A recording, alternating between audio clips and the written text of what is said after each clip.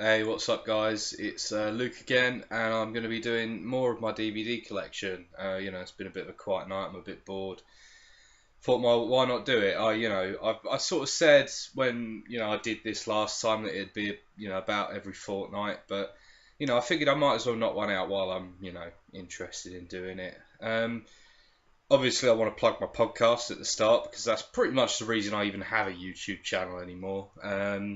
Is to, so that people can be directed to the podcast. I'll leave a link below. It's called the Ironcast. It's a music podcast. We like to consider it the alternative to other music podcasts. So if you want to hear something a bit different, people talking about music that's a bit different, check out Ironcast, because we do try to cover as many bases as we possibly can. That's kind of our thing. So let's get in with it with the DVD collection. The first one up that I'm going to be showing today is Bad Lieutenant. I picked this up because it's directed by Abel Ferrara, who directed The Driller Killer, and it stars Harvey Keitel, who's one of my favourite actors, actually. I think he's a fantastic actor. I've got to be honest, I've tried to watch this twice and I just haven't been able to I get about halfway through it and then just sort of stop there. It's not necessarily a reflection on the movie because I have sort of enjoyed it. I mean, I think it's just one of those movies that I've got to get in the right place for. But yeah, it's quite an arty film. It's just a day in the life of Harvey Keitel playing this really fucking crooked copper. So no. In terms of special features. It's got a load of trailers on it for this movie and some other ones, and an Abel Ferrara biography, but that's about it. It's definitely an interesting movie, like I say, but it's really hard to talk about, obviously, because I haven't seen it all the way through. I definitely plan to. In fact, once I'm done doing this video, I might watch this movie. Try and get through it because I haven't so far. Maybe it's one of those things you've got to be in the right place for. But it definitely seems like an interesting movie, so I've got I will do my best to get around to it, and hopefully I'll enjoy it because it certainly seems like an intense and interesting one. Next up is the Basket Case Trilogy. Now this is one that fans of 80s horror will be familiar with. This is a three horror comedy movies, this is put out by Second Sight, the same people who do the Texas Chainsaw Massacre Blu-ray that I love. This is, like I say, this is all three Basket Case movies. Basket Case is about two brothers, a pair of conjoined twins who are no longer conjoined, and one of them is just looks human. The other one is like this messed up sort of like mutant thing who is kept in a basket. He can't talk. He's, basically it's that thing on the cover that you can see there. But the Basket Case movies, I've only seen the first two. I haven't watched the third one yet. Basket Case 3, The Progeny, it's called. But I've seen Basket Case 1 and 2. And I really enjoy Basket Case 1. Basket Case 2 is okay. But not quite up to the level of the first Basket Case. I didn't feel like the humour was there as much. But they're pretty fun movies. I mean, there's definitely some interesting stuff in terms of special effects. There's a lot of great practical effects. These guys along the front are in the second movie. There's they get taken into like this house of mutated, I guess you'd say, people. And they sort of look like rejected Cenobites from Hellraiser. So that's definitely an interesting little thing there. In terms of special features, there's documentaries about the making of the trilogy, some stuff about the poster art with the artist who did it. Some video introductions and some behind the scenes stuff, trailers. Second Sight actually do a really good release, I've got to say. This is I believe I've only got this and the Texas Chainsaw Massacre Blu-ray, but they do seem to do their best to cram some extras in. So that's the Basket Case Trilogy. Okay, so we're into a franchise that I've been buying as many as I can second hand now, but I haven't finished the franchise yet. A lot of people know these movies. This is Batman the movie from 1966, I believe. Yeah, 1966. Obviously, Adam West and Burt Ward as Batman and Robin have to team up to face. Well, they don't team up; they've always been a team, but they face against like the collective forces of evil in from the TV series. So yeah, you've got the Joker, Catwoman, the Penguin, and the Riddler are the four bad guys that kind of team up in this one. Hilarious movie. Obviously, so many quotable lines. You know, some days you just can't get rid of a bomb. Really good fun movie. This one happens to contain an audio commentary by Adam West and Burt Ward. There's a couple of featurettes, some trailers, etc. But yeah, no, I really like this movie. Actually, I've got to say that this version of Batman does appeal to me. The kind of camp, colourful, almost like a comic book come to life version of Batman. I do really like it. I haven't got the TV show yet, and I would like to get the TV show on DVD, but it's only recently come out, so it is quite expensive at the moment. If I see it second hand, I will probably go for it. But this is, yeah, Batman the movie from 1966 with Adam West. Very funny movie. I would definitely recommend this. If you're in for a very good laugh watching this movie. It's definitely an entertaining watch. Next up, we have the Tim Burton directed version of Batman. Obviously, we're getting into much darker territory here. So Michael Keaton as Batman, my favourite Batman. Yeah, Jack Nicholson as the Joker. Really great stuff. Definitely a very entertaining movie, very dark movie. Batman goes hunting for the Joker when he starts fucking shit up in Gotham. Yeah, I think this is a great movie. It's got all the sort of ingredients. This is a very old DVD. I think this is the first. I don't think I showed any snapcases in the first video, so this is the first snapcase DVD. I'm quite a big fan of the snapcase, actually. I mean, they do get a bit damaged over time. I mean, this has got some dents and bumps in it, but I think they look really nice and quite presentable when they're in good condition. Unfortunately, this isn't a great example.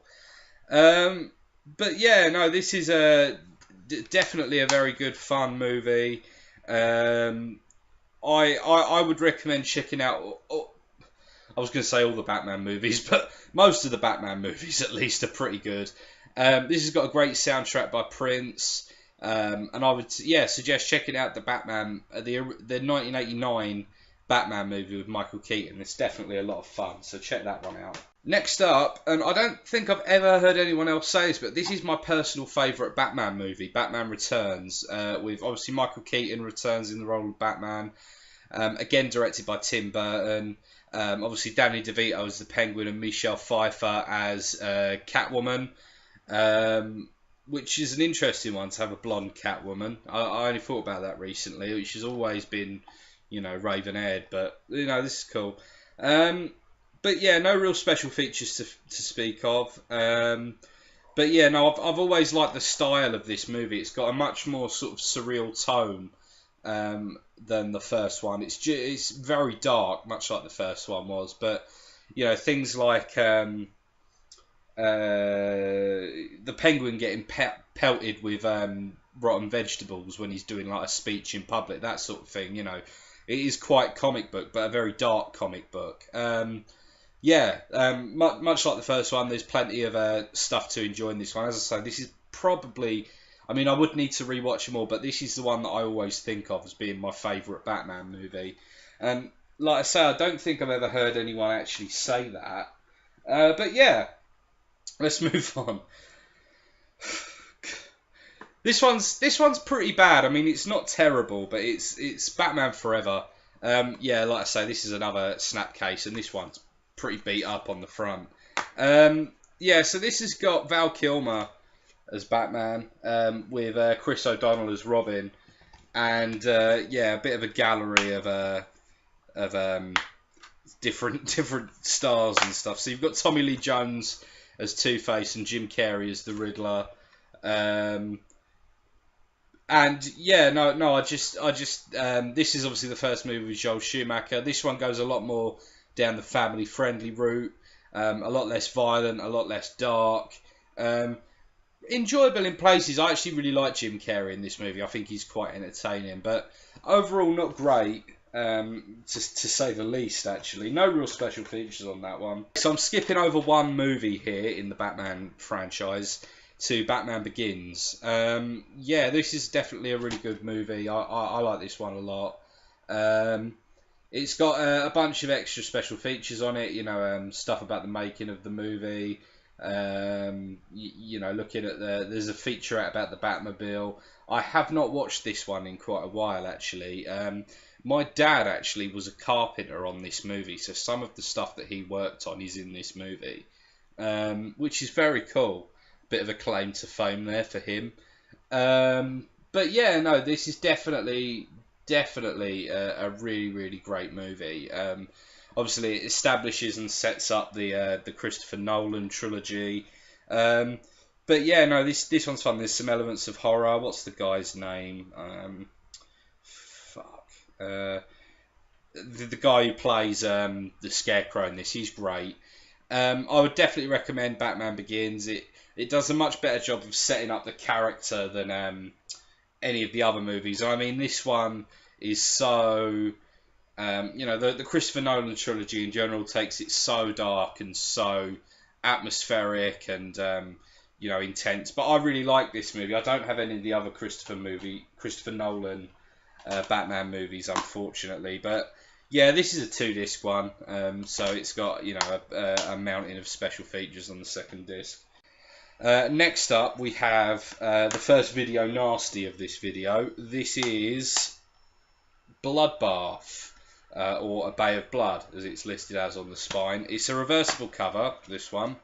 So on the actual release cover, it is A Bay of Blood, but obviously on the reverse, it is Bloodbath, which was the original UK title when it was put on the Video Nasties list in the early 80s. This is a Mario Bava. It is Mario Bava, isn't it? Yeah, Mario Bava. I get confused with Mario Bava and Lamberto Bava, but this is Mario Bava.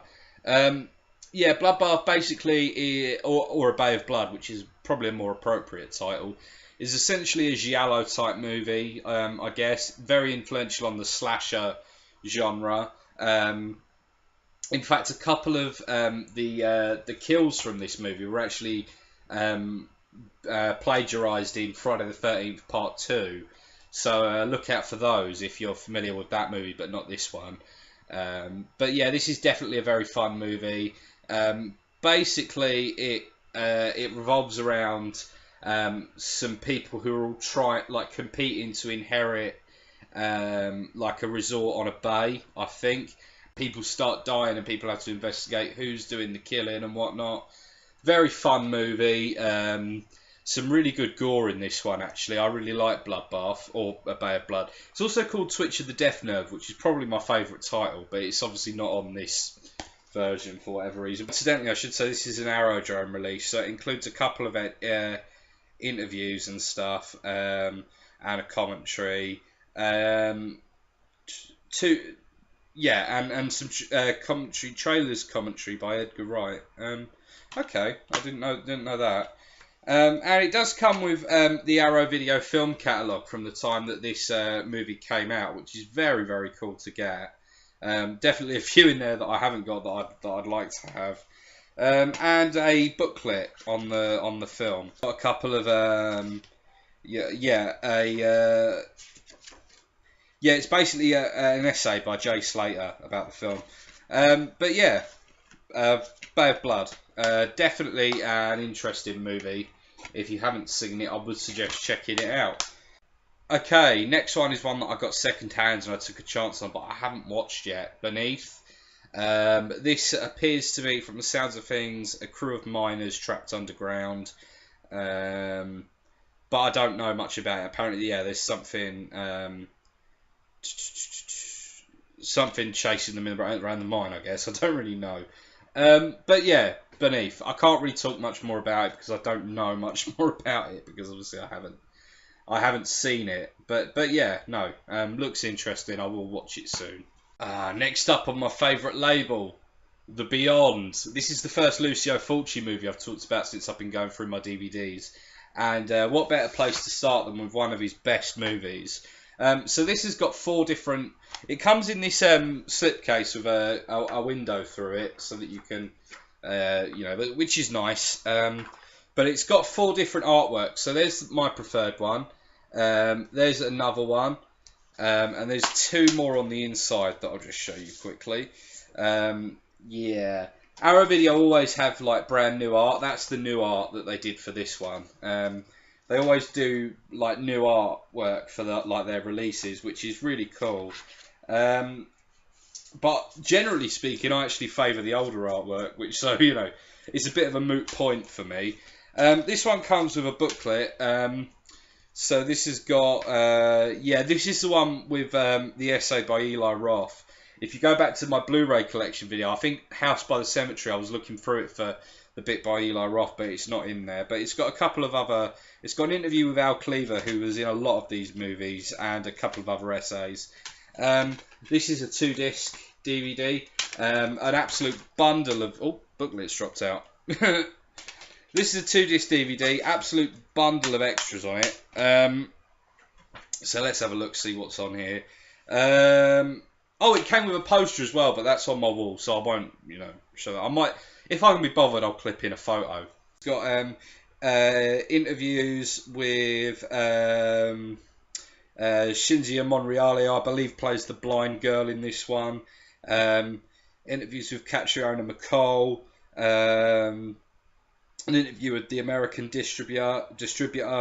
Some stuff about the special effects.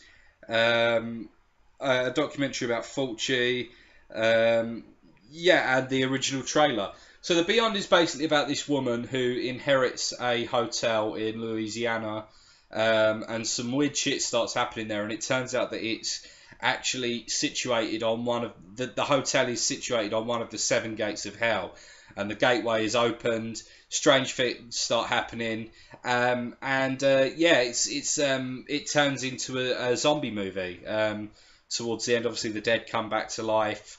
They're trying to, fight for their lives and try to shut the gateway. David Warbeck plays a doctor in the movie who Catriona McCall's character sort of befriends, and they basically have to fight. Well, it ends with a 20-minute shootout in a zombie-infested hospital. So yeah, that's The Beyond. That's a very entertaining movie. I would suggest that one if you haven't seen it before, but I think most people have. Next up, the classic The Birds by Alfred Hitchcock. Yeah, this is a pretty cheesy one, I've got to say. I can imagine it would have been in whatever year. What year did this come out? Let's see. Can I find it? 1963. I can imagine it would have been pretty scary in 1963, I've got to say. But yeah, birds attack people. It's is the summer. It's got Tippi Hedren in it, obviously, who's a very beautiful lady. It's got to be said. So it's got in terms of bonus features, it's got a making of documentary. It's got Tippi Hedren's original screen test for the movie. I should check out the extras on this. Some storyboards, alternate ending. It says on the back that it comes with a booklet, but it doesn't. I got this second hand, so possibly the booklet was in there, but it's not anymore. Trailers and all that sort of things, alternate ending. I should check out the extras on The Birds. I do really like The Birds, actually, I've got to say. It's just sort of goofy, cheesy fun. But yeah, that's The Birds. Alright, we've got a really, really cool horror comedy now. This is Black Sheep.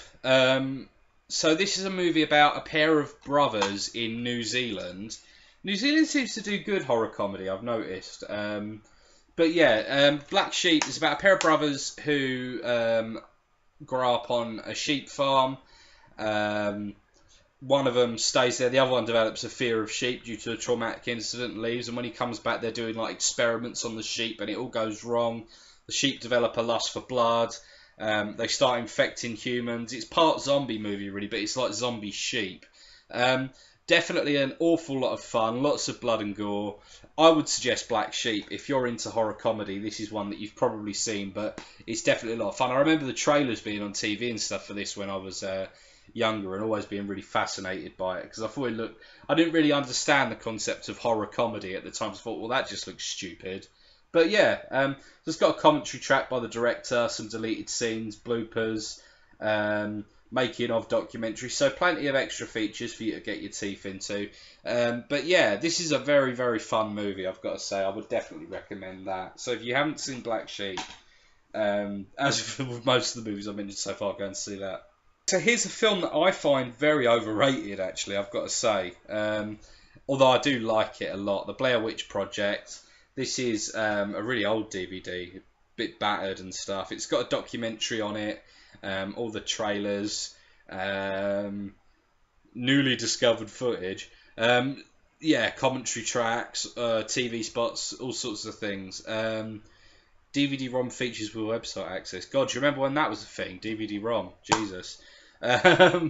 So yeah, this is obviously the found footage movie, the most famous found footage movie, probably aside from Paranormal Activity. I guess that's probably taken over now as the most famous, but this is the one that really popularised it. Obviously there were found footage movies before this. Obviously Cannibal Holocaust predates it by almost 20 years. What was that other one? There's another one as well that was a couple of years earlier, but yeah, this is definitely an interesting movie. It's a very well made movie. Not that scary for the most part. It does build up quite an intense atmosphere, and then the final scene is so tense and scary, I've got to say. So the Blair Witch Project, I mean, I imagine most people watching this will have seen it, but that's definitely a fun movie. Next up we have another Video Nasty, a movie that I got because it's a Video Nasty. I hadn't seen it before. I knew of it, and I knew that it was pretty bad, and it is pretty bad, but it's an enjoyable sort of pretty bad. This is a US import from Something Weird Video of Blood Feast. Believed to be the world's first splatter movie. This is directed by Herschel Gordon Lewis. And yeah, Something Weird have actually done a really nice job with this one in terms of bonus features and stuff. It's got the original trailer, some outtakes, a poster gallery, audio commentary by Herschel Gordon Lewis and David Friedman, the producer. Yeah, this is a really fun movie. Basically, it follows a guy who works in a what does he do? Yeah, let's see. Does he run a restaurant or something? He's a caterer, and he's catering for this party, and he starts assembling like body parts to serve as the catering at this party for this teenage girl. But yeah, no, definitely pretty funny actually. I would suggest checking out Blood Feast if you haven't already. It's it's interesting to see the origins of the gore movie, and you know at this time colour film I guess was still considered a bit of a novelty. So it's in this ridiculous vivid Technicolor. You know the blood is basically pink. But yeah, Blood Feast, definitely a fun movie to check out if you haven't seen it before. Next up we have another So Bad It's Good movie. This is by Jess Franco. Another Video Nasty. It's Bloody Moon. More like Bloody Awful, am I right? Yeah, this is basically this foreign language camp. All these teenage girls and people start dying, you know, in bloody circumstances. From a point of view of how it's made, words cannot describe how awful this film is. It really is, you know, terrible special effects, made even worse by the fact that Franco sort of often stays too long. Like, you know, the movie's signature scene is a girl getting her head chopped off with a stone saw, and it is, you know, so clearly, you know, a rubber head that's, you know, covered in fake blood. And you know that effect could probably have worked with some clever cutting, but Franco just didn't do it. I mean, it's got an interview with Jess Franco and a theatrical trailer, but no other extras really to speak of.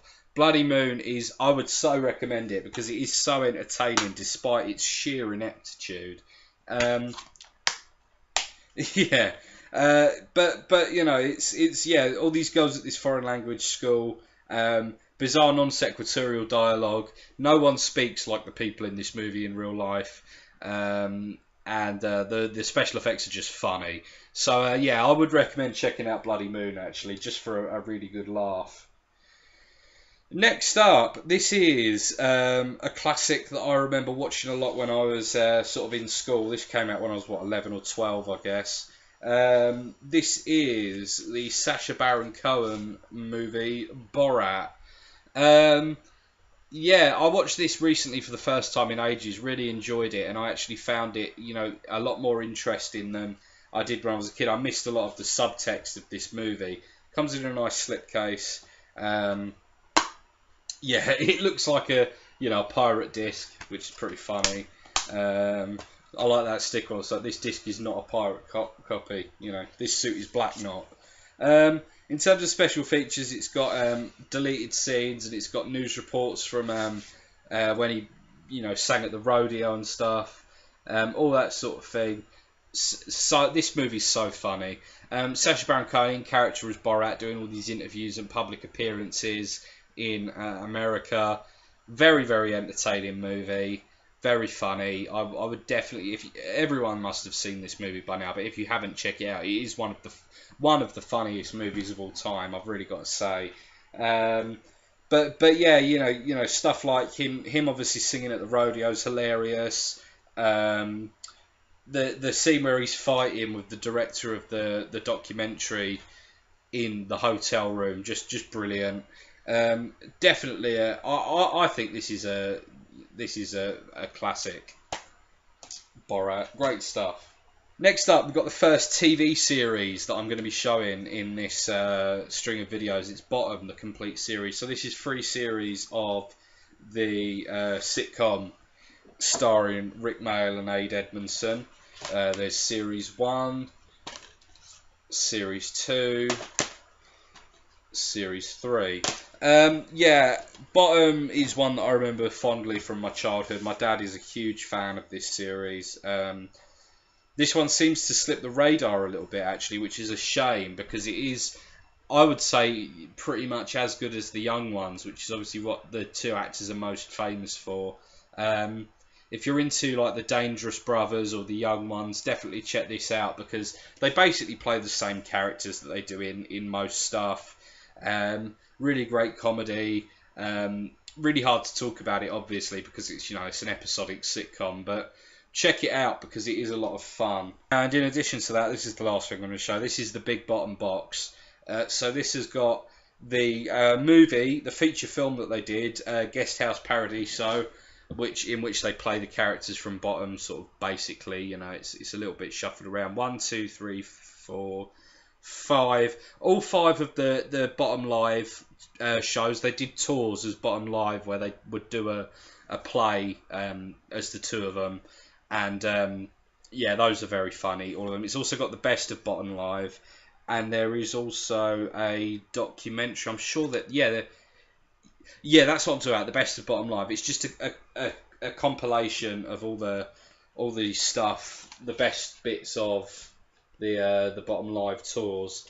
So yeah, that's what. How many discs is that? 1, 2, 3, 4, 5, 6, 7. So 7 disc set, which is awesome. Yeah, I'm quite a big Bottom fan actually. I really like it as a sitcom, and I love the live stuff as well. The live stuff's very entertaining. Alright, that does it for another instalment. Please do check back next time. It's been fun as always. You know. But next time I'll be moving on to some more stuff. There's a lot more horror in the next part than there was in this part. I mean, there was plenty of horror, but you know, whatever. So yeah, thanks for making it all the way to the end. Make sure you check out the podcast. My name's Luke. Peace.